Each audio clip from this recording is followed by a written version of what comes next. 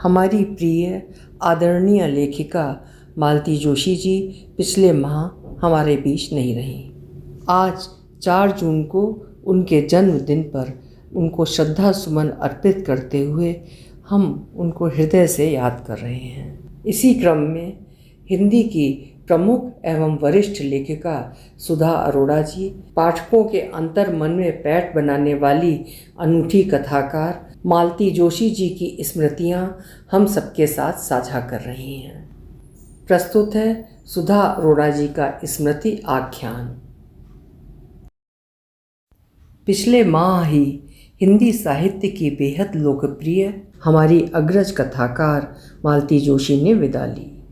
मध्यवर्गीय स्त्रियों की स्थितियों को अपनी सहज सरल भाषा के जरिए उकेरने वाली और हिंदी साहित्य प्रेमी पाठिकाओं के एक बहुत बड़े वर्ग में उतनी ही सरलता से अपनी पैठ बनाने वाली मालती जोशी अपनी तरह की अकेली रचनाकार थी, जिनके असंख्य पाठक आज उनकी सफलता की कहानी कहते हैं। मालती जी की अधिकांश कहानियाँ रूढ़ मान्यताओं पर ठोस प्रहार करती हैं और दूसरी ओर युवा लड़कियों को सशक्तिकरण का, अपनी अस्मिता को बचाए रखने का सकारात्मक और सार्थक संदेश भी देती हैं। उनकी स्मृति में कुछ यादें आप सबसे साझा कर रही हूँ। करीब 25 साल पहले हमने मुंबई के पवई इलाके में वसुंधरा पुस्तक केंद्र की शुरुआत की थी। सभी बड़े प्रकाशकों की किताबें हमारे बुक स्टोर में थीं। मैंने गौर किया कि वहाँ आने वाली पुस्तक प्रेमी पाठिकाएँ अक्सर पूछती, मालती जोशी की कोई नई किताब आई है? मैं हैरान। तब तक मैंने खुद उन्हें सिलसिलेवार नहीं पढ़ा था। मालती जी की पुस्तकें हमने रखनी शुरू की। दूर दूर से पाठिकाएँ आती और उनकी किताबें खरीदती। IIT चूँकि हमारे पुस्तक केंद्र के बाहर ही है, वहाँ के छात्र भी आते और अपनी माँ को जन्मदिन पर भेंट देने के लिए मालती जोशी की किताबें ही मांगते। जाहिर है माँ का ही आदेश होता। मैंने पहली बार तभी रचनाकार मालती जोशी की लोकप्रियता को पहचाना। उनकी कहानियों पर गुलजार और मदन बावरिया के निर्देशन में एक चर्चित धारावाहिक श्रृंखला 7 फेरे में दूरदर्शन पर उनकी 7 कहानियाँ प्रसारित की जा चुकी थीं। औरंगाबाद में जन्मी, इंदौर के होलकर कॉलेज से पढ़ाई करने वाली मालती जी मध्य प्रदेश की तो वो बहुत अपनी थी ही, पर जब से उन्होंने भोपाल छोड़कर मुंबई में अपने बड़े बेटे ऋषिकेश के पास रहना शुरू किया, मुंबई की भी वे बहुत अपनी हो गई थी।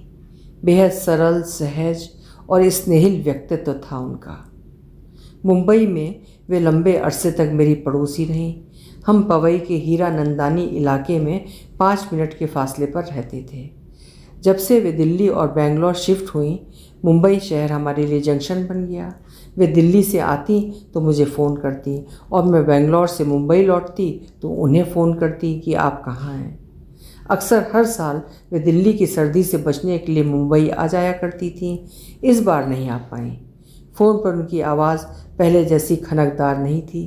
वे काफ़ी थकी हुई लगीं, पर उन्होंने ये नहीं बताया कि वे इतनी बीमार हैं। हमें अक्सर उनकी चहकती हुई आवाज़ सुनने की ही आदत थी। अरसा पहले भोपाल में मालती जी से मेरी पहली मुलाकात हुई थी। समूचा व्यक्तित्व एक संभ्रांत और आत्मविश्वास से भरी महिला का। हमेशा खूबसूरत सी साड़ी के साथ मैचिंग कांच की चूड़ियाँ पहने बेहद सौम्य और शालीन। वहाँ उन्हें कहानी पाठ नहीं, कथा कथन करते सुना। ये हम हिंदी भाषियों के लिए एक अजूबा था। बिना पुस्तक के पृष्ठ खोले वे अपनी एक लंबी कहानी सुना रही थीं, एक एक संवाद में स्वर के उतार चढ़ाव और भाव भंगिमा सहित। अद्भुत स्मरण शक्ति थी उनकी।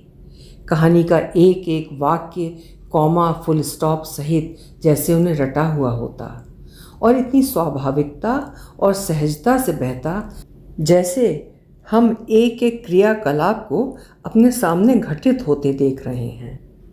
500 श्रोता सामने हॉल में हों तब भी वे उतनी ही सहजता से कहानी पाठ करती। बहुत सामान्य से लगते रोज़मर्रा के विषय पर उनकी बेहद सहज सी कहानी में भी विट और ह्यूमर का छौंक हमेशा होता ही था, जो उनके अपने पठन में कुछ ज़्यादा प्रभावी ढंग से निखर आता था। तब से 25 साल से ज़्यादा हो गए मुंबई की महिला रचनाकार और पाठिकाएं हमेशा अपनी प्रिय मालती दीदी के आने की बाट जोहती रहती। उनके आने के बाद ही उषा भटनागर जी के घर वर्ली में या कविता गुप्ता की चौपाल में सामूहिक बैठक संपन्न होती। साहित्य प्रेमी महिलाएं मंत्रमुग्ध सी उनका कथा कथन सुनती। पवई में जब घर आती तो अक्सर लौटते समय हमारी सोसाइटी की वरिष्ठ महिला मंडली में कुछ मिनटों के लिए बैठती और लक्ष्मण सीता यानी देवर भौजाई पर अपने रचे लोकगीतों की तर्ज पर इतनी तन्मयता से गाकर सुनाती कि सब उनसे और सुनाने की फरमाइश करते। मालती दी का सुर अप्रतिम था। उनके गीत हमेशा बांध लेते थे। मालती जी के रचनाकार जीवन की शुरुआत कविता और गीत से ही हुई थी। उन्हें मालवा की मीरा कहा जाता था। जब उनका एक गीत संग्रह प्रकाशित हुआ तो उसका विमोचन करते हुए डॉक्टर शिव मंगल सिंह सुमन ने कहा, अच्छा हुआ इसने कविता की राह छोड़ दी, नहीं तो हम कहाँ जाते। मालती जोशी एक साथ हिंदी साहित्य की सबसे लोकप्रिय और सबसे उपेक्षित रचनाकार हैं। ये वाक्य मैंने 20 साल पहले उनका एक साक्षात्कार लेते हुए लिखा था। उनका नाम पाठिकाओं में जितने सम्मान से लिया जाता है, जितने चाव से पाठिकाओं की एक बहुत बड़ी जमात उन्हें ललक कर पढ़ती है, साहित्य की समीक्षाओं में उनका नाम सिरे से नदारद मिलता है। मेरा ये वाक्य उनका अपने बारे में प्रिय स्टेटमेंट था। वे अक्सर इसका जिक्र करती थी। सन 2000 का एक बेहद दिलचस्प वाक़या है। वसुंधरा की ओर से IIT के छात्रों के लिए हम अक्सर कार्यक्रम किया करते थे। निदा फाजली की शायरी और राजेंद्र गुप्ता जी का धूमिल की लंबी कविता, संसद से सड़क तक का लंबा बेहद प्रभावी पाठ छात्रों के बीच काफ़ी सराहा जा चुका था। फिर हमने एक कथा कथन का कार्यक्रम रखा। मालती जी से अनुरोध किया कि वे अपनी रचना IIT मुंबई के इन ज़हीन छात्रों के बीच सुनाएं। उन्होंने बड़ी आत्मीयता से मेरा आग्रह स्वीकार कर लिया। एक सप्ताह का समय था। तयशुदा दिन जब उन्होंने अपनी कहानी वहाँ अपने उसी आशु अंदाज में बगैर कागज़ हाथ में लिए सुनाई, सब मंत्रमुग्ध और मैं हतप्रभ। वो कहानी उन छात्रों के लिए जैसे टेलर मेड थी। कहानी में हॉस्टल में आ बसने और नए माहौल में रच बस कर अपने घर परिवार माँ के स्नेह को भूल जाने वाले युवाओं के लिए कहानी में एक रोमांचकारी संदेश था कि आप कहीं भी चले जाएं, अपनी माँ के हाथों की गर्माहट और ममता को न भूलें। कहानी सुनकर सभी छात्र बहुत भावुक हो गए। कहानी के बाद सबकी आंखों में नमी थी। बाद में मैंने मालती जी से कहा, कहानी इस तरह मांग पूर्ति के तहत भी लिखी जा सकती है। मुझे एक बार सुशीला गुप्ता जी ने देश प्रेम पर केंद्रित कोई कहानी भेजने को कहा। सब ने भेजी, मैं नहीं भेज पाई। अगर विषय देकर उस पर लिखने को कहा जाए तो मेरी कलम अड़ जाती है। मांग पर मैं आलेख या किसी विषय पर परिचर्चा में भाग तो ले सकती हूँ, कहानी नहीं लिख सकती। मालती जी ने बताया कि IIT के बच्चों के सामने कहानी सुनाने का निमंत्रण उन्हें पशोपेश में डालने वाला था। वे भी सोचती रहीं कि सास बहू, देवर भाभी, पति पत्नी, मध्यवर्गीय लड़कियों की बगावत आदि के आसपास बुनी उनकी कहानियों में भला बच्चों को क्या रस आएगा। घर से दूर पढ़ने के लिए आए हॉस्टल के छात्रों को क्या संदेश दिया जाए। सो उन्होंने 3 अलग अलग घटनाओं को केंद्र में रखकर एक ताज़ा कहानी खास तौर पर तैयार की, जिसमें से एक घटना सच थी, 2 उसके आसपास बुनी गईं।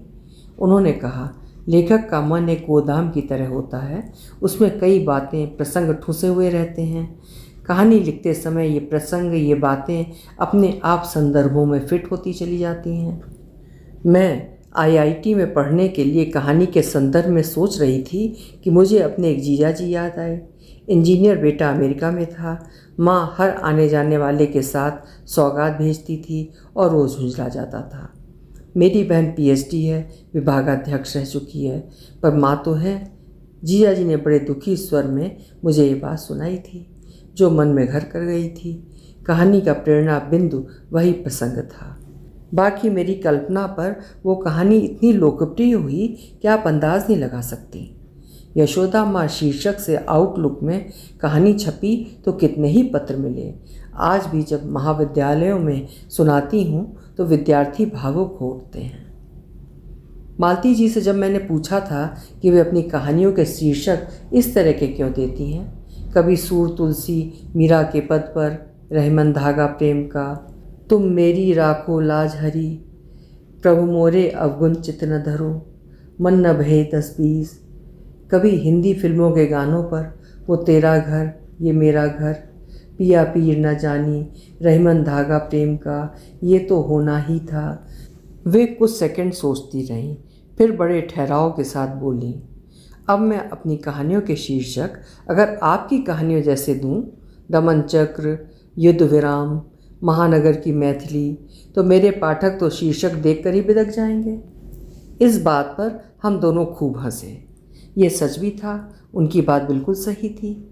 हिंदी का पाठक वर्ग विशाल है, सभी रचनाकारों का पाठक समूह अलहदा है। जो उनकी रचनाएं सराहता है वो शायद मेरी रचनाओं की सराहना न कर पाए।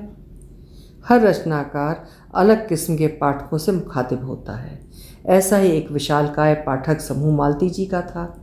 उन्होंने आम महिलाओं के अपने विराट परिवार की नब्ज़ बहुत अच्छे से थामी थी। इसीलिए पाठकों के उस बहुत बड़े वर्ग ने उन्हें सिर आंखों पर बैठाया था। कई बार कहानियाँ पाठकों को याद रह जाती हैं, लेखक का नाम तक भूल जाता है। जो कुछ सतर्क पाठक हैं वे ज़रूर लेखकों के नाम अपने जहन में दर्ज कर लेते हैं और न सिर्फ उनसे संपर्क कर फ़ोन पर बात करना चाहते हैं, पर कई बार तो मिलने को इतने लालायित होते हैं कि लेखक का पता ठिकाना ढूंढकर उससे मिलने के लिए उसका दरवाज़ा खटखटाने जा पहुंचते हैं। कई बार ऐसी पाठिकाओं को मैंने उनके घर पर दस्तक देते हुए देखा था।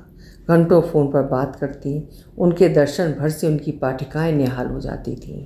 दूर दूर से वे उन्हें मिलने के लिए पवई आती थीं और कई बार तो आने के बाद उनकी सहजता और सरलता देखकर वहाँ से उठना भूल जाती थीं। उन्हें याद दिलाना पड़ता था कि आप अब घर के लिए निकल लीजिए, ऑफिस टाइम हो जाएगा और ट्रेन में बहुत भीड़ हो जाएगी, क्योंकि मुंबई के किसी भी इलाके से पवई आना उन दिनों आसान नहीं था। साक्षात्कार के दौरान मालती जी ने मुझे एक दिलचस्प घटना का जिक्र किया। मध्य प्रदेश का एक बड़ा सम्मान उन्हें मिलने वाला था। कुछ दिनों बाद आयोजक ने कहा कि आपके उद्बोधन और कहानी पाठ के पहले आपकी कथा साहित्य पर वक्तव्य के लिए कोई अच्छा समीक्षक नहीं मिल रहा जो आपकी रचनाओं पर बात कर सके। आप ही कोई नाम सुझा दीजिए।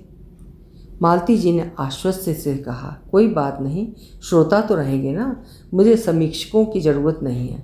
वे पाठकों की लेखिका थी, समीक्षकों की नहीं। अक्सर हम कहते हैं कि हर सफल पुरुष के पीछे एक औरत का हाथ होता है। यहाँ इससे अलग स्थिति थी। मालती जी के जीवन साथी सोमनाथ जोशी जी एक बेहद स्नेहिल पति और राष्ट्रीय स्वयंसेवक संघ के एक समर्पित ईमानदार कार्यकर्ता रहे थे। मालती जी अक्सर उनसे जुड़ी बहुत सी घटनाएं बताती थीं, जिन्हें सुनकर बेहद सुकून मिलता था कि हमारे पितृसत्तात्मक समाज में ऐसे लड़ियाने वाले और पत्नी को सिर आंखों पर बिठाने वाले पति भी होते हैं।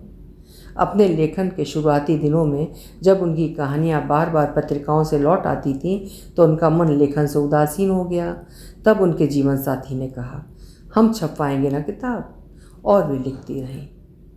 1976 में धर्मियों में जब एक बार उनकी कहानी प्रकाशित हो गई, फिर तो उनका ऐसा पाठक वर्ग तैयार हुआ कि हर पत्रिका उनसे कहानी की मांग करती।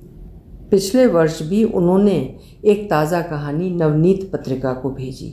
वे हमेशा कागज़ पर कलम से लिखती रहीं और कहानियाँ डाक से ही भेजती रहीं, वापसी के डाक टिकट लगे लिफाफे के साथ। उनके कद की लेखिका ऐसी सरल मना कि संपादक के रिजेक्शन को भी सम्मान देती।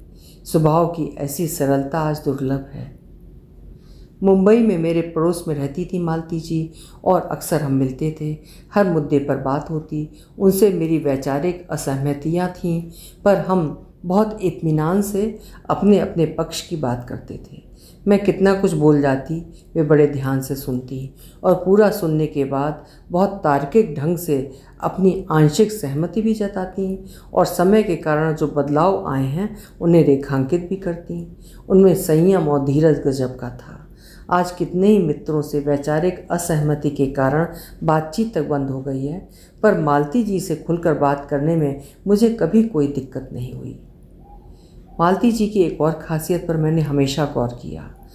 कहानियों में बहुत सामान्य से पारिवारिक विषय को बहुत सहजता से उठाकर वे कई बार गंभीर मुद्दों पर बड़ी आधुनिक और प्रगतिशील सोच रखती थीं। रोज़ पूजा पाठ भी करती थीं, सारे सांस्कृतिक अनुष्ठान, सारे रीति रिवाज भी संपन्न करती थीं और कई बार विचारों में वे अपनी अगली पीढ़ी से भी कहीं ज़्यादा प्रोग्रेसिव लगती थीं। एक बार उनके घर कोई पंडित जी आए। किसी अनुष्ठान के बाद वे मालती जी को कोई धार्मिक पुस्तक थमाने लगे कि माँ जी, आपका समय कैसे बीतता होगा, इसे पढ़ा कीजिए। मालती जी ने मुस्कुराते हुए उन्हें गालिब का शेर सुना दिया। वे बेहोश होते होते बचे। हर रिश्ते में बहुत उदारमना और स्नेहिल मालती जी एक बहुत अच्छी सास भी थी और बड़े मन से अपने श्रवण कुमार बेटों के साथ साथ आम हिंदुस्तानी सास से अलग अपनी बहुओं की भी बड़े मन से तारीफ करती थी। वे सबकी अच्छी बातें ही आत्मसात करती थीं, बुरी बातें भुला देती थीं। शायद इसीलिए मैं उनसे खुलकर 2014 के बाद की राजनीति पर भी बात कर लेती थी और वे बिना चेहरे पर शिकन लाए सब सुनती रहती थीं। 2018 में मालती जी को पद्मश्री मिलने और उनके बेटे कुंदन की सिनेमा पर अंग्रेजी में किताब आने के उपलक्ष्य में पवई में ही एक संयुक्त आयोजन हुआ था, जिसमें ज़्यादातर वक्ता अंग्रेजी में बोल रहे थे। मालती जी ने पहले तो पूछा कि वे अंग्रेजी में बोलें या हिंदी में। फिर अधिकांश श्रोताओं का रुख भांप कर उन्होंने अंग्रेजी में धारा प्रवाह बोलकर सबको अपनी जद में ले लिया। अपनी वाक्पटुता से वे हमेशा चकित ही करती थीं। आज जब दिल्ली में मालती जी के परिजन उन्हें अंतिम विदाई दे रहे हैं, मैं बेंगलोर में बैठकर उन्हें याद कर रही हूँ। उनके जाने की सूचना के बाद हम मुंबई वालों ने एक दूसरे को फ़ोन कर उन्हें याद किया। मुंबई की हमारी अग्रज मित्र कमलेश बख्शी उनकी हम उम्र हैं। उन्होंने एक बहुत ही व्यथित कर देने वाली बात कही कि हम सब 90 पार कर रहे हैं और विदाई की बाट जो रहे हैं। जाने के बाद तो 2-4 दिन में सब भूल ही जाते हैं, लेकिन आप लोगों ने तो हमारे रहते हुए हमें भुला दिया। इसी महीने मालती जी को कमलेश जी ने फ़ोन किया था। वे बोल नहीं पा रही थी, हाँ हूँ करती रहीं। फिर भी बड़ी धीमी आवाज़ में इतना ही कहा कि तबीयत बहुत ख़राब है, बोला नहीं जा रहा। कमलेश जी ने मुझे भी अपराध बोध से भर दिया। मैं भी इधर कुछ महीनों से उनसे बात ही नहीं कर पाई। वे आत्मकथा लिखना नहीं चाहती थी। एक बार उन्होंने कहा, आम मध्यवर्गीय लड़कियों की तरह मैं पली बढ़ी और ब्याही गई। बहुत संपन्न नहीं, पर बहुत सुखी और संतुष्ट जीवन जिया। दोनों बेटे अच्छे ओहदों पर आसीन हुए।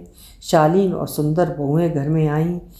जिंदगी ने शिकायत का कभी मौका नहीं दिया। बस अब अंतिम यात्रा के लिए तैयार हूँ, जब बुलावा आ जाए। जीवन भर जो भी उठापटक की तो इसलिए कि आखिरी दिन अच्छा हो। बहुत स्नेहिल और आत्मीय परिवार के साथ बहुत संतुष्ट जीवन जिया उन्होंने। उनका विराट साहित्यिक परिवार भी हमेशा उनकी यादों को अपने भीतर संजोए रखेगा।